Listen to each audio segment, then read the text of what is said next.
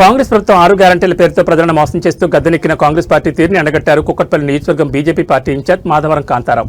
BJP రాష్ట్ర అధ్యక్షుడు రామచంద్రరావు పిలుపు మేరకు కుక్కట్పల్లి ఎంఆర్ఓ కార్యాలయం ముందు బీజేపీ రాష్ట్ర కార్యవర్గ సభ్యులు వడ్డేపల్లి రాజేశ్వరరావుతో కలిసి బీజేపీ శ్రేణులు ధర్నా నిర్వహించారు.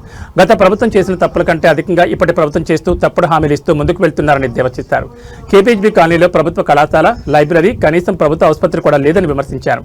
బీఆర్ఎస్ ప్రభుత్వంలో ఉన్నప్పుడు విమర్శించే తాము అధికారంలోకి వస్తే అన్ని హామీలు నెరవేరుస్తామని చెప్పి అధికారంలోకి రాగానే అన్ని విస్మరించి రాష్ట్రాన్ని అధోగతి పాలు చేస్తున్నారని విమర్శించారు. ఇప్పటికీ ప్రజలు గమనిస్తున్నారని, త్వరలోనే వారికి బుద్ధి చెప్తారని అన్నారు.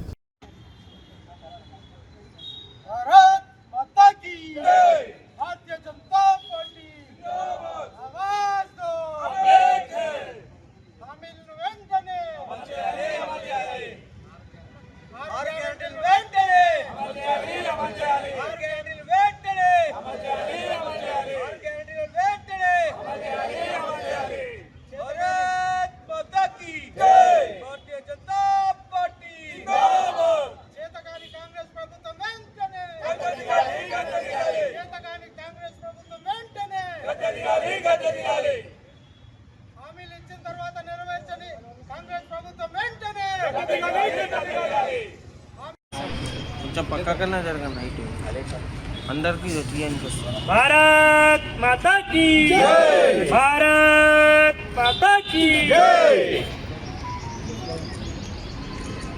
వీడియోలో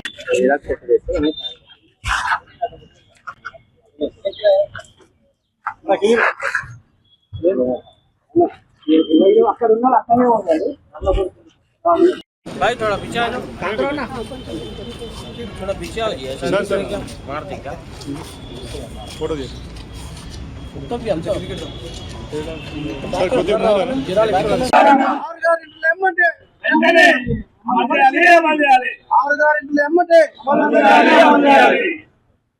भारत माता की जय, भारत माता की जय.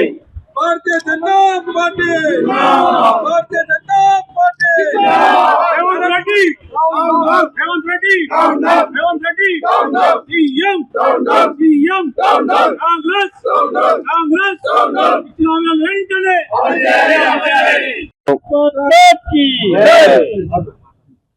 ఈరోజు కుకట్పల్లి మండల కార్యాలయంలో ఎంఆర్ఓకు భారతీయ జనతా పార్టీ కుకట్పల్లి శాఖ తరఫున మెమరాండం ఇవ్వడం జరిగింది.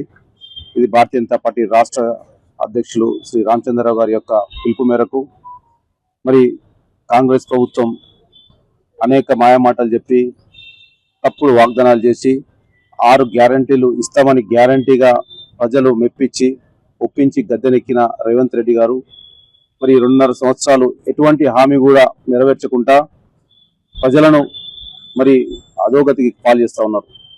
పూర్వం బీఆర్ఎస్ ప్రభుత్వం చేసిన తప్పుల కంటే ఇంకా ఎక్కువనే ఈ ప్రభుత్వం చేస్తుంది.